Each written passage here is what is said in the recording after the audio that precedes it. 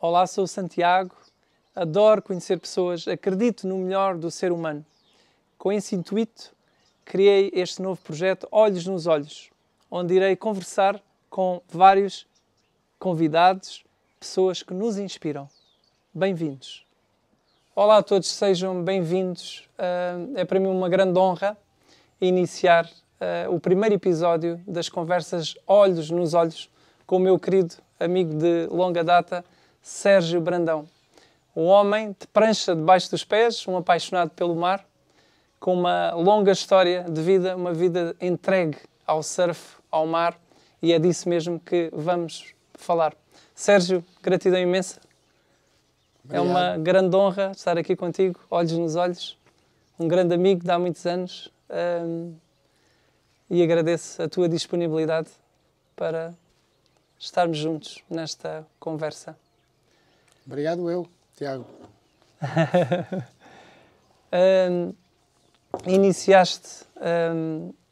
Vamos iniciar esta viagem falando da tua infância.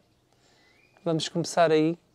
Nasceste em Moçambique, filho de um pai português e de uma mãe chinesa, irmão de mais 3 irmãos, mais 2 homens e uma rapariga. Tens algumas memórias de Moçambique? Memórias poucas, é um bocado vasto, não é? Porque, Eras muito jovem. Eu saí de Moçambique com 4 anos, não é? Pouca coisa, lembro-me muito da Beira, pouco da Beira, de brincar muito na lama e ir à praia. Isso sempre me motivou muito, o mar e estar envolvido, não é? Na praia. Isso era o meu recreio, era sempre, sentia-me bem, era na areia da praia e no mar. É curioso, sabes que há muitos psicólogos que defendem que os 3 primeiros anos da nossa vida são cruciais, são muito importantes.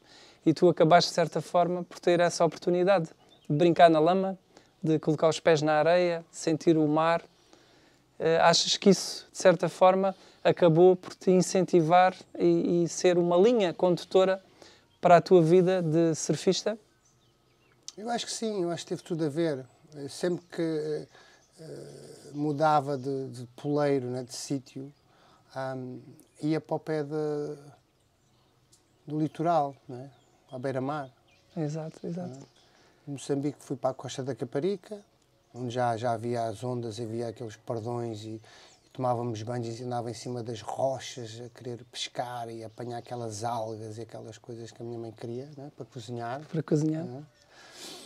E dali isso foi sempre Santo André, Santorpes, Aldeia de Sines,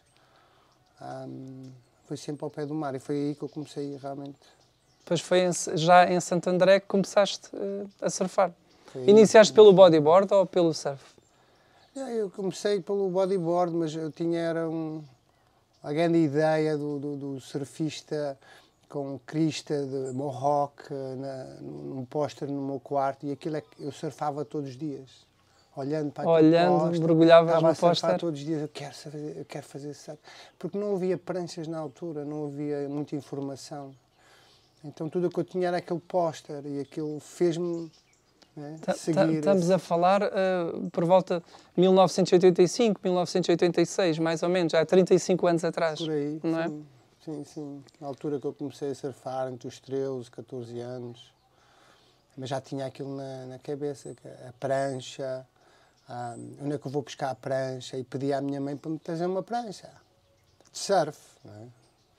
Quando ela foi ao Brasil. E ela trouxe uma prancha de bodyboard.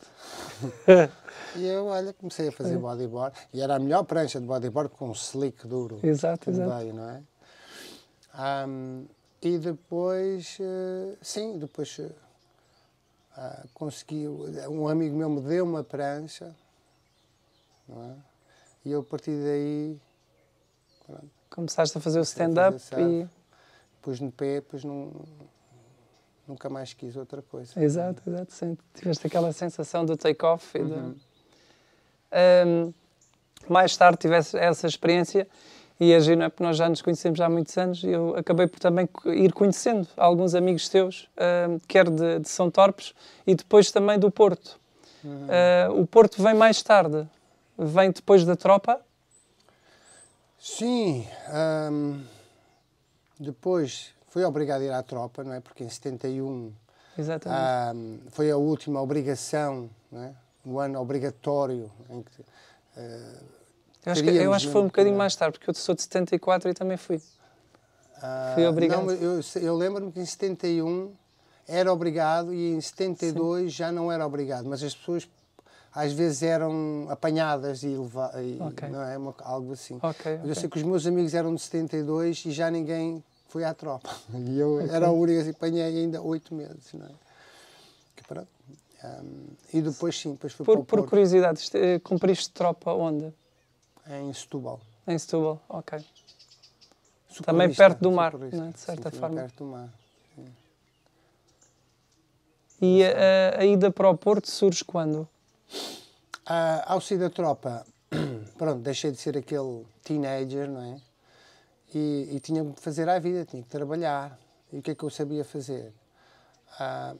Estar na praia, mas aquilo não trazia ordenado, não trazia não é, dinheiro. Então fui com a ideia de estudar na universidade, de desporto. Ok. E fiz os testes e fiz aquilo tudo, só que precisava uma nota alta para entrar lá na Faculdade de Desporto do Porto, não é? Que era o CDEF, ou o IFCDEF na altura.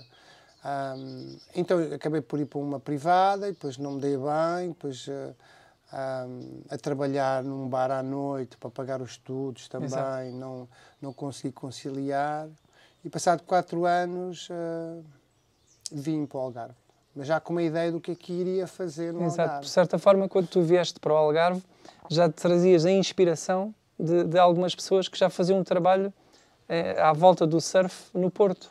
Exatamente. Foram elas o João Diogo, que já tinha uma escola, já tinha viajado à Austrália, já tinha trazido muita knowledge, né? Exato, muita informação lá de fora. Do Life Saving Clubs e dos clubes de surf da Austrália. Inspirou-me muito, eu ajudei-o, inclusive na escola dele, aprendi muito com ele, que era possível nós trabalharmos este tema do surf. Lá por baixo não havia nada, raramente aparecia uma prancha numa loja para nós. E ali havia tudo, quer dizer, então, o Billy fazia pranchas de surf, o Abílio Pinto, não é? E eu, Billy Boy. Ficava na fábrica dele, maravilhado, a ver de manhã, sempre que tinha tempo ia para lá, ficava a namorar aquilo tudo. O cheiro da resina, toda aquela magia, não é? Lindo, que é uma prancha. De um bloco, uma coisa, um foam. Depois ser construída a minha prancha, não é? Imagina que eu não havia prancha e depois eu estava ali num sítio a ver como é que se faziam as pranchas. Ia fazer uma prancha para mim com ele, não é? E os campeonatos que ele organizava do mundo de surf, não é? E o surfwear que ele tinha já com as ideias de roupa de quebra-coco, que as pranchas eram a quebra-coco, agora é que és Billy Boy. Portanto, já havia ali já estavam muito à frente em relação a Portugal. Exato. E eu fui buscar essa ideia a eles e me inspirou muito. Agora, quando regressei para o Algarve, que eu tinha família em Lolé, e quando vim para o Algarve, então já vim com uma ideia. Bem, então vou trabalhar com a minha mãe, a ajudar no restaurante chinês. Exato. Era um restaurante famoso, não é? Em Lolé, Dragão Dourado. Numa rua assim estreitinha, escondida. Exato. Então, com uma comida maravilhosa. Trabalhava à noite e levava os miúdos para a praia durante o dia. Ia apanhando os miúdos por Lolé, Quarteira, Albufeira, Portimão, Lagos, Raposeira, e levava-os para a praia. Na altura fazia pela 125, conduzíamos pela 125. Horas e horas. Levávamos 6 horas para chegar à praia por causa do trânsito. De manhã era mais rápido, mas para cá, de volta, fiquei a conhecer as estradas todas aqui das serras, de Monchique e de Silves, etc. Todos os atalhos, né, que andávamos sempre a fugir ao trânsito. Mas para dizer o quê? Porque agora ouve-se as pessoas dizer que naquele tempo e tal era muito fácil, ou não tem ideia como é que era, não é? Eu fazia quilómetros e quilómetros só para chegar ali e fazer 2 ou 3 horas de surf com os miúdos e regressar e chegar muito tarde a casa e ainda ter que trabalhar até às 2 da manhã no restaurante da minha mãe. Mas adorava estar cansado. E era a paixão, a paixão de surfar todos os dias e de pôr alguém a surfar. E isso me inspirava muito, não parava.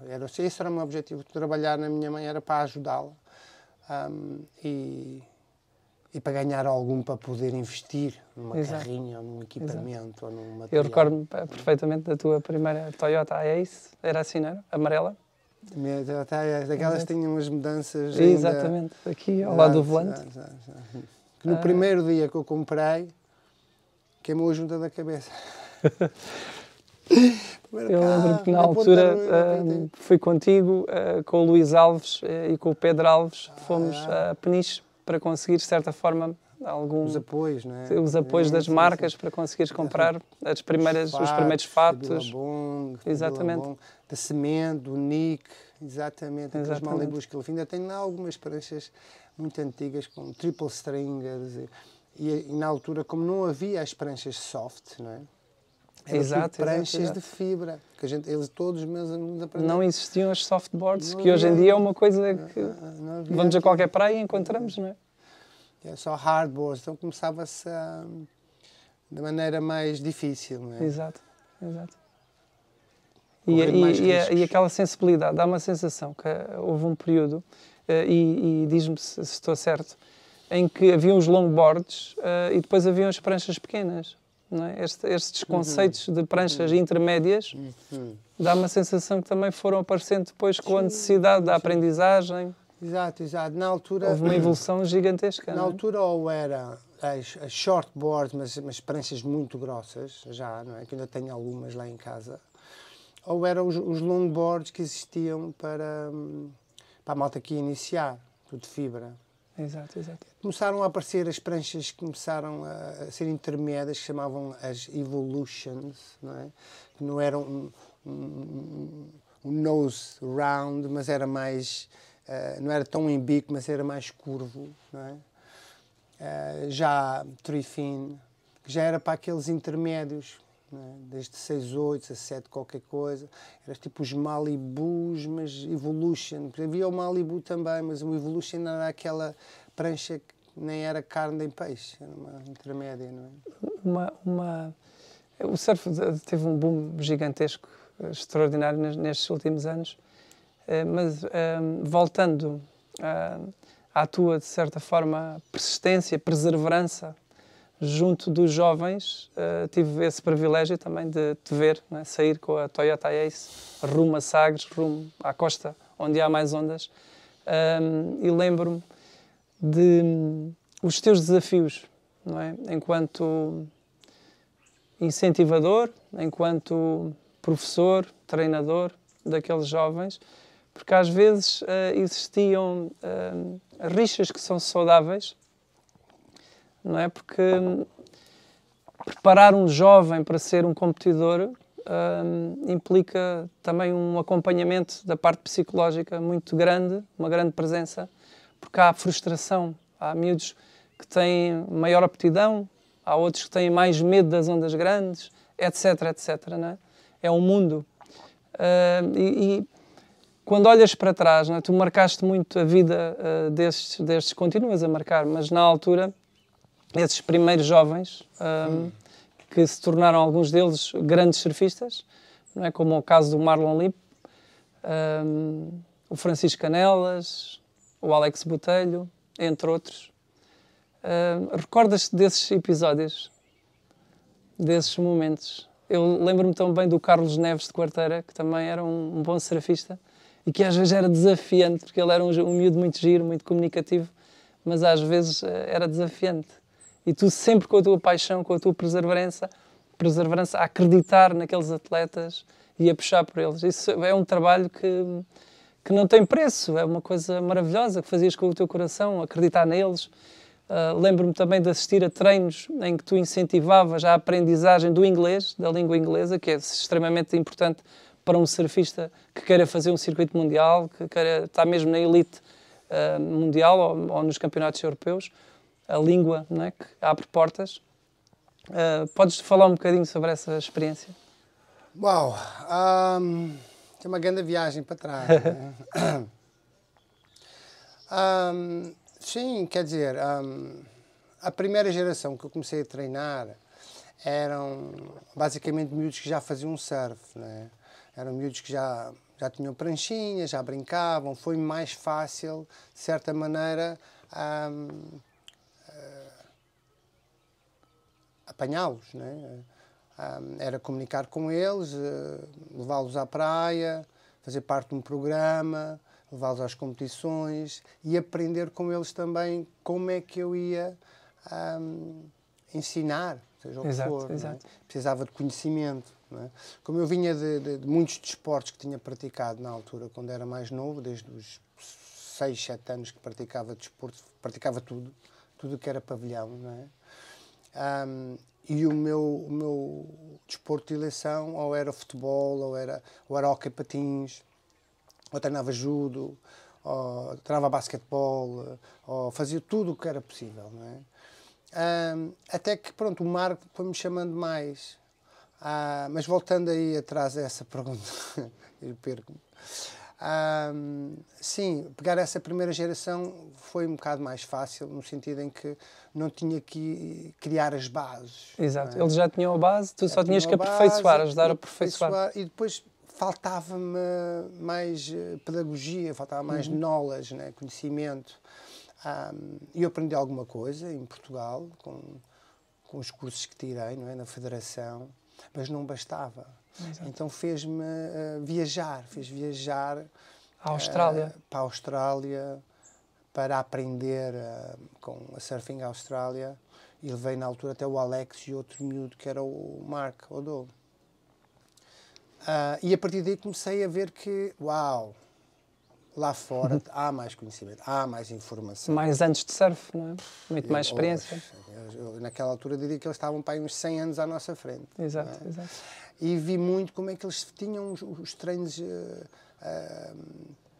programados e planeados. Havia planos de treino para tudo o que é técnica, eles já estavam muito à frente.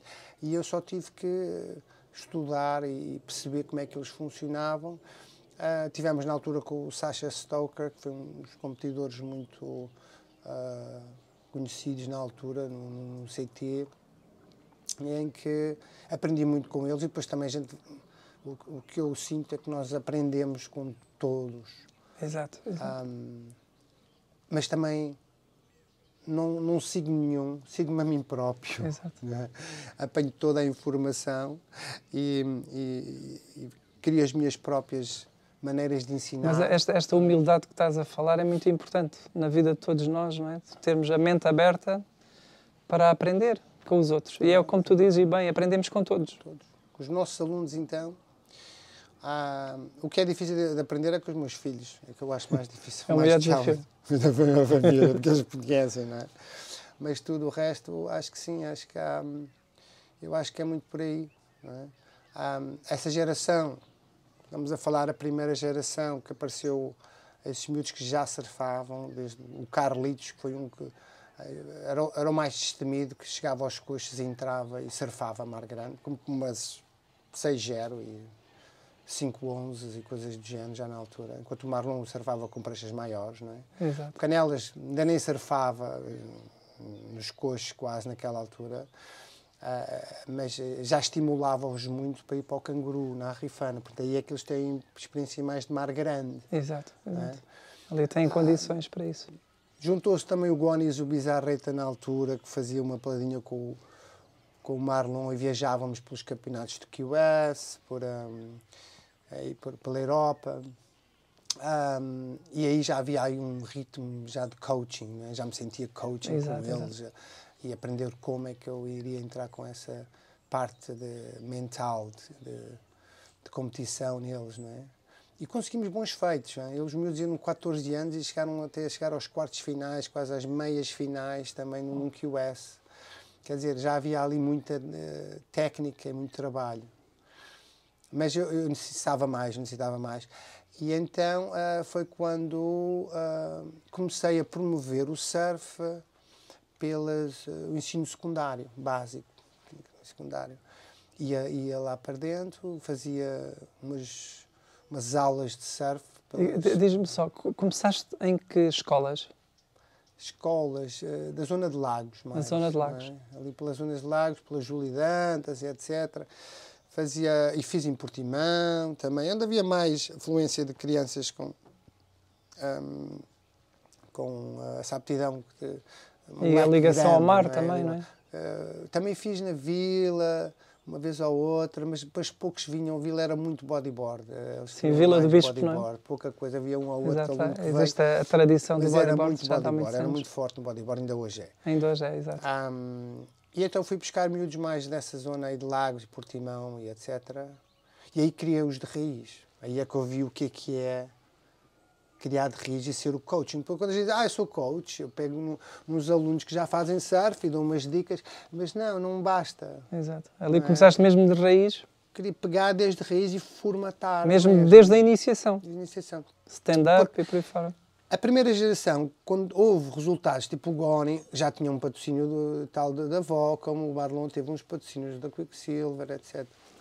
E eles começaram a ficar bons, a ter resultados. As grandes marcas apoderam-se e pronto, já não há ali um coaching ali. Ou nós temos já um contrato com os miúdos e ter um manager para gerir.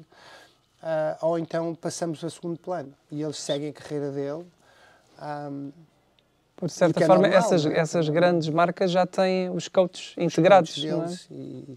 E os programas que eles incluem. Exato, as viagens, surf trips também. Etc. Então resolvi começar essa captura de novos alunos e novos talentos. E começaram a aparecer muitas crianças. Porque na altura fiz uma parceria com uma loja que havia em Lagos, de surf, e fiz essa promoção toda. Além disso, vinham uns turistas, os turistas não estavam muito interessados. Eu gostava era das crianças, dos miúdos, de poder ensinar esses miúdos a longo termo, não é? Não é uma coisa de uma semana ou de um dia. Era um trabalho embora. A minha paixão era essa. A minha paixão era dedicar-me a minha vida a treinar os miúdos. O turismo vinha, mas pronto, tive que criar uma empresa porque o turismo pagava-me as despesas. Exato. Pagava-me os seguros. Sentiste essa necessidade, exatamente. Para a tua vida, não é? Depois também de alargar o teu projeto ao turismo, não é? Porque eu, para viajar com os miúdos para o estrangeiro, chegamos a ir até para o Brasil aprender com os brasileiros, não é? E os brasileiros estão muito à frente. Claro, muito à frente. Brasil é uma potência mundial do surf, é das grandes potências. Não é? Exato. Eles começam a treinar muito cedo e é aí que eu também comecei a ver, a gente pode ainda mais cedo, eu posso ir buscar os miúdos ainda mais cedo. Exato. Para começar a treinar. E hoje já temos atletas muito cedo no clube, dos 4 ou 5 anos, já a treinar a adaptação ao meio, a brincar com eles, os pais sempre envolvidos. Portanto, hoje conseguimos voltar. Fala um bocadinho sobre essa iniciação, que acho que é muito interessante, nesses meninos, meninas, dos 4, 5 anos que começam a ter esta introdução ao surf, e a primeira fase é mesmo essa adaptação ao meio, não é? Ao mar, à prancha, na presença da família. A parte da diversão, não é? Vamos fazer surf, não. Vamos para a praia, vamos brincar, vamos fazer jogos de praia, vamos estar a divertir-nos em grupo. E com umas pranchinhas e com os fatos para não ter frio. Então fazemos jogos na praia, na areia, entramos a nadar, é mais o nadar, o correr, o brincar, e começa por aí quando somos muito novos. Os pais também às vezes envolvem-se, porque os miúdos ainda não têm aquela autonomia, né? São muito apegados aos pais, então os pais têm que vestir um fato, vêm connosco, brincam com eles, gatinham e etc. E depois eles começam a ficar mais autónomos e aí sim. E já querem ficar sozinhos. Já querem ficar Com o sozinhos, coach e já com vêm os coaches. com os amiguinhos do surf, não é? Temos a piscina também que dá aquele ambiente mais controlado, que eles começam a nadar melhor e a sentirem-se mais autónomos. Mais não é? autónomos. E é isso. Depois, aos fins de semana, temos o surf. Não é? Sábado e domingo é praxe. Não é? Temos estado sempre, todos os fins de semana. Fala-me um bocadinho do teu projeto. Sentiste essa necessidade de virar para o turismo? Numa fase, iniciaste na Praia do Amado. Pois, que na altura, quando vim do Lolé, comecei-me a sediar aqui na zona da Vila do Bispo, mais propriamente em Raposeira. Depois, por aí, consegui-me sediar no Amado. Arranjei as licenças, etc. E consegui ser a primeira escola fixa, não é? No Amado. Algarve Surf School. O Algarve Surf School, exatamente. Se mantém o nome até hoje. É hoje. Foi o primeiro. No turismo já havia uma outra empresa inglesa a fazer esse trabalho, mas aqui na zona de Lagos, que eu também, claro, fui aprendendo uns com os outros, não é? Exato. Aprendendo uns com os outros. Surf Experience. Surf Experience. Exato. E eu já tinha a minha escola formada, só que trabalhava aos miúdos. Comecei-me a meter no turismo pouco a pouco e depois, então, arranjaram umas licenças. Eu arranjei as licenças, não é? Arranjaram. E consegui ter a minha barraquinha, escola de surf na Praia do Amado. Com aluguer de material? Aluguer de material, com os cursos de surf, dávamos cursos também ao Jesur, às câmaras aos miúdos dos tempos livres, ou das férias desportivas, de Monchique, como é que se chama? Odmira, Conselho de Odmira. E tínhamos ali um grande... E mais tarde, depois surge o Surf Camp, não é? Onde já podias receber pessoas que vinham do estrangeiro. Sim, foi mais ou menos ao mesmo tempo. Quando eu fui para a Raposeira, na minha própria casa, eu tinha já entrei na internet, já tínhamos um site, etc., que ia pondo update, não é, na tecnologia, o pouco que eu sei. Mas tínhamos um site em que conseguimos ter alguns clientes a virem já de países da Europa, não é? Nomeadamente da Alemanha, da Itália ou Inglaterra, começavam a vir e ficavam na minha casa. Como ficavam na minha casa, nós começamos a dar esse nome, não é? Era um surf camp, já os ingleses o chamavam camp, ou era algo diferente que se criou cá em Portugal, que é o surf camp, o surf school, e começou a ser adotado pelo mundo inteiro. Não é? Porque isso começou por aqui. Exato. Começou por aqui a ser chamado... Na Austrália, que estavam 100 anos à nossa frente, eles era hostels, não é? Era o hostel deles, em que são bungalows, milhares deles nas suas camas, e têm o sítio para guardar o saquinho. Mas eles não chamavam surf camp, não é? Chamavam-lhe o hostel. Exato. Nós aqui agora também temos o hostel, mas o nome mesmo é o surf camp. O surf camp vêm, faz ficam sentido, uma semana não é? ou 2 semanas, vão surfar todos os dias. As pessoas vêm e têm essa oportunidade, essa experiência, não é? Uma experiência extraordinária. E é diferente de ficar num hotel ou de ficar... Porque não existe aquele convívio que nós criamos no hostel, tanto da parte da gastronomia, que levamos a almoçar e a conhecer a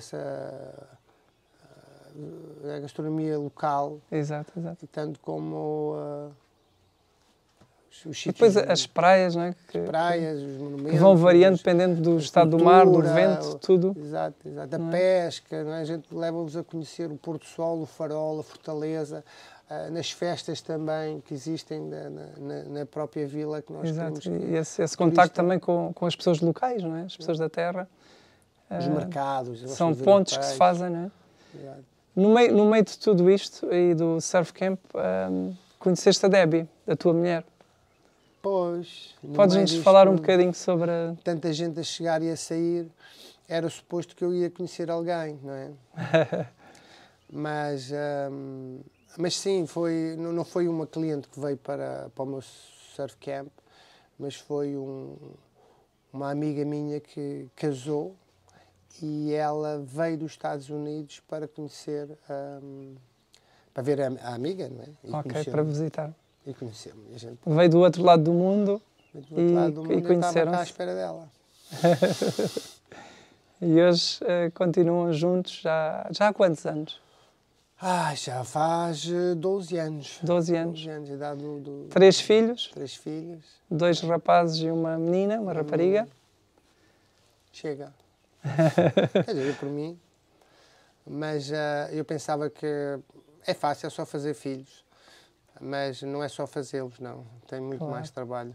Claro. E é preciso a gente também conseguir né, vencer na vida para poder contribuir para eles. Exatamente, dar condições. Tu fizeste uma opção, não é, que te foi possível e que acho extraordinária. De certa forma, admiro-te imenso pela tua capacidade de co-criar, de colocares em marcha na tua vida sonhos, de os realizares, não é? E quando foste pai, não é? E abraças esta família, criaste e tiveste essa oportunidade, não é? Nem toda a gente tem, tiveste felizmente a oportunidade de te desligares um pouco mais dos negócios, não é? Colocando na altura um sócio, que acabava por ser sócio-gerente, e tu ficavas à retaguarda, e de certa forma isso permitiu-te dedicar mais tempo aos teus filhos. Exatamente. Como é que descreves esses tempos? Foram tempos muito difíceis, né? A partir do primeiro miúdo, o Mason, que a vida começou a complicar. E era trabalho, casa, família, negócios, e eu não consegui... Comecei a pensar e tentar perceber onde é que eu tinha que estar o meu foco, a minha energia. E senti que se eu estivesse na empresa, algo ia correr mal na família, não é? Porque não conseguia estar em todo lado. Entanto, a Debbie também queria, a minha esposa também queria trabalhar e queria fazer o negócio dela, de ser autónoma, e criou um cabeleireiro. E, entretanto, ela ter um cabeleireiro e eu trabalhar na minha empresa e ter a família e o miúdo já vinha o segundo a caminho, aquilo não estava muito Já era muita coisa. E senti no ponto em que tenho que parar alguma coisa. Ou então alguma coisa vai, não é, ficar pelo caminho. Exato. E o que sentia era que a família era o mais importante. Então, deixei a empresa durante 15 anos, por aí. Arranjei um sócio, né? Pus o sócio a gerir a empresa e dediquei-me à família e a criar outros projetos com que tivesse mais timing, né? Mais exato. Que dessem mais tempo, de certa forma, para poderes acompanhar.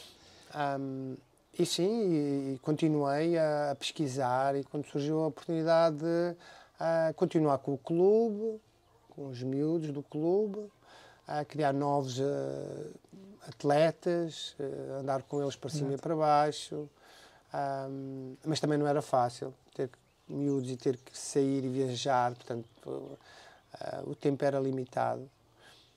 Depois veio a parte da instrução do surf, né? Surf Instructor da Ásia, da Academia de Surfing, que veio da Austrália e perguntou-me: "Ei, não queres Exatamente, é um projeto recente, não é? Recente. Tu que tens essa carreira toda, e isto não queres vir e vamos."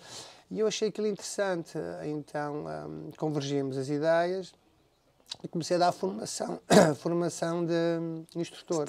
De instrutores de surf. Era um trainer, não é? Começar a ensinar os treinadores, as pessoas os alunos a serem treinadores. Exato. E isto já vai há mais de 12 anos que já faço isto. E pronto, cada vez havia o reconhecimento da IPDJ, tivemos que fazer o reconhecimento e etc. E agora sim... Claro, muito trabalho pelo caminho. Ainda temos muito trabalho. Agora para os outros níveis, e já vamos ao norte de Portugal, viemos do Porto a semana passada, e tem tido muita aceitação, as pessoas gostam, e no fundo o que eu faço é passo a experiência daquilo que eu tenho aprendido até hoje. Ao longo destes anos todos. Passo esses good vibes, essas histórias em conjunto com a Ásia, né, que eu acho que a Ásia é muito direta naquilo que quer, é muito Objetiva? Objetiva e é simples. O surf must be simple, not complicated. Não complicar muito. Isto tem que ser uma coisa simples para podermos seguir em frente e evoluir, não é? E é isso que eu passo essa mensagem através dos australianos. Não quer dizer que há outras entidades também que o ensinam, mas eu identifico muito com a Austrália porque foram sempre eles que me inspiraram. Exatamente. Não é? E também acabaste por beber aquele sumo, não é? Sim. A tua parte daquilo que és também está ligado a esse conhecimento que adquiriste lá. Exatamente. Na Austrália. Aconteceu, não é? O que eu acho é que ao longo desta vida tudo o que eu conhecimento, tenho sentido, não é? Sim, tenho de certa sentido forma, de que seja fazer, adquirido. Eu vou pensando naquilo que eu quero fazer e enquanto não me vier essa ideia de como irei fazer, continuo a pensar como é que eu irei vais estruturando, não é? Mentalmente vais estruturando a ideia. Esse conhecimento. E as coisas depois aparecem. São pecinhas que vais juntando e a coisa vai ganhando forma, vai ganhando estrutura. A gente tem que, agora que aparece, a gente pensamos tanto em idealizar a coisa, aparece à tua frente. E o que é que nós fazemos? Vamos virar de costas ou vamos agarrar aquilo? Porque a gente tivemos a idealizar aquilo e agora está aqui. E agora o que é que fazes? Agora vais Chega o momento de concretização. E eu vou para a frente. Porque eu tenho pensado muito, quando penso muito e aquilo aparece é porque faz sentido. Aí está a paixão que eu dedico a estas coisas e seguir muito as minhas emoções, né? O meu coração, e vou atrás dele. Tudo aquilo que fazemos de coração faz sentido, não é? Ganha uma estrutura própria. Não é? Tudo que vem do ego ou do orgulho já tem uma estrutura muito mais vulnerável. Não é verdade. Agora, saber é distinguir o que é o quê. Exato.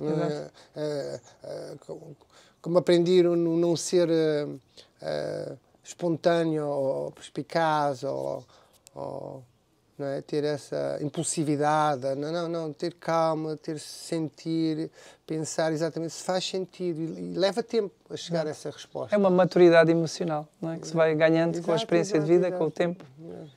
Não reagir de imediato, tentar perceber. E isso leva tempo, não é? Leva tempo. Às vezes é importante levar as coisas para casa, não é? E pensar nelas, para depois, ok, agora vou colocar a energia nesta direção e este projeto de pé. Exato. É por aí, é isso mesmo.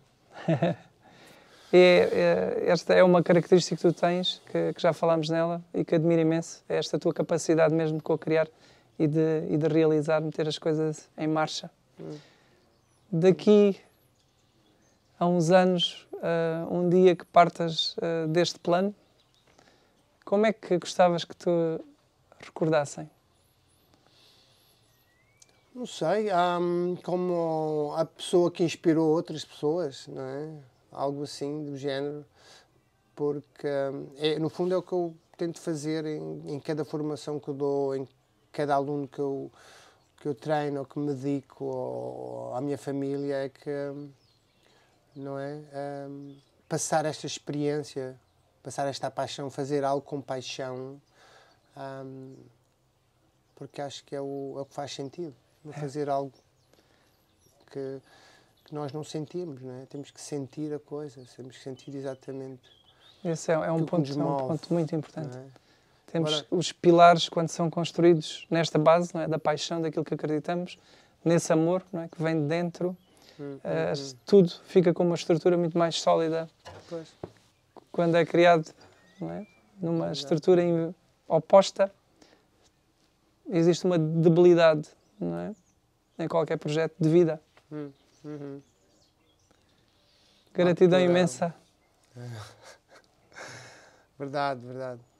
Lembro-me agora do meu irmão puxar muito para ir trabalhar, para ganhar dinheiro, como ele fazia aos 13, 14 anos, que já trabalhava nas obras e etc., para ganhar dinheiro para a família. E eu fugia, não é? Eu fugia desses trabalhos. Queria estar na praia, queria estar a fazer surf, mas também precisava de uma prancha e de um fato novo e etc. Por isso ia lá trabalhar só para comprar e ter dinheiro para esse material. E depois era na praia, fugia para a praia, não é? Com os meus amigos.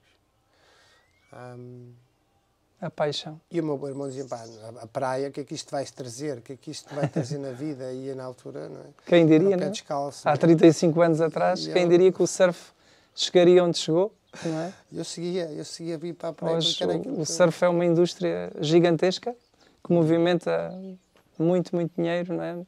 E que mudou a vida de muita gente, não é? Exato. E o mar em si também traz comida, põe comida na mesa. Exatamente. Não é? Eu virei pescador, eu era mergulhador, até não poder mais mergulhar com os meus ouvidos, não é? E hoje ainda vou à pesca, mas vou da falésia, não é? Exato. Vou à pesca de cana. Pescas na Fortaleza de Sagres? Sim, eu aprendi com um local ali de Sagres e me inspirou também pescar lá de cima das arribas, não é? Exato. Existem ali muitos truques e é perigosíssimo. É muito risco. Mas tem que saber, contudo, onde se está e como se faz.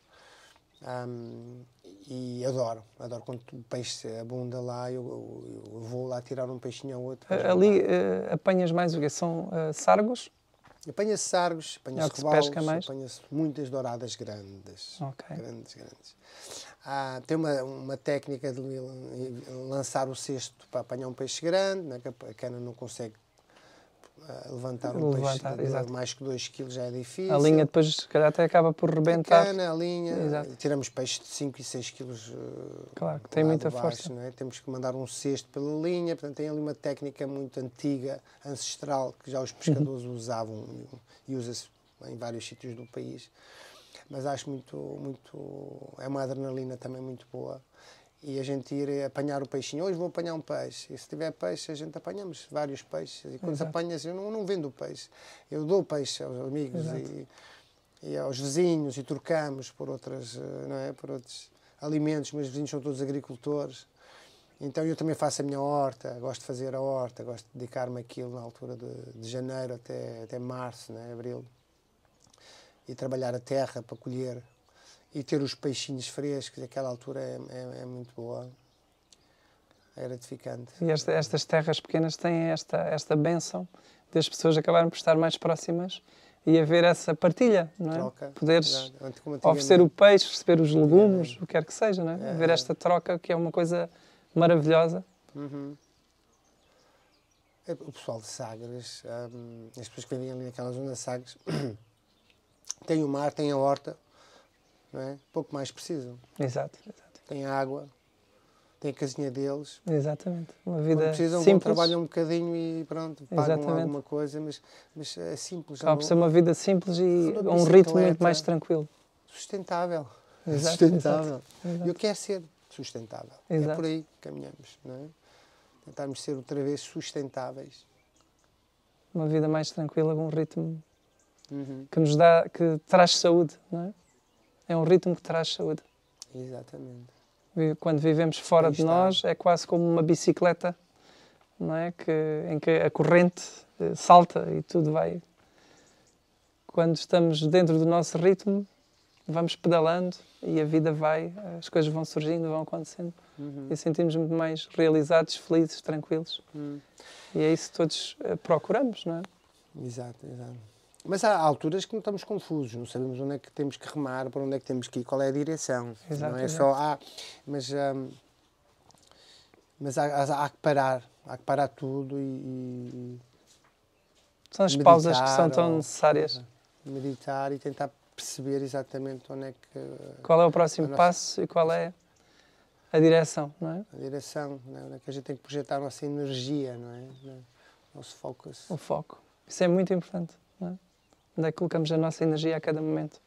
E como dizes bem, muitas vezes precisamos de fazer essa pausa, essa reflexão, essa meditação, para depois, definirmos a direção. Andar, exatamente. Muito bem. Sérgio, gratidão imensa por este bocadinho bom. Grato. É sempre muito bom estar na tua presença. És uma inspiração. Gratidão pela tua amizade. Cá um abraço. Na barra. Olha, Tiago. Surfista Gratidão também, imensa. bodyboarder. Grandes barrels. Sempre. Grandes barrels. Gratidão imensa a todos pela vossa presença. Seguimos juntos. Chaka.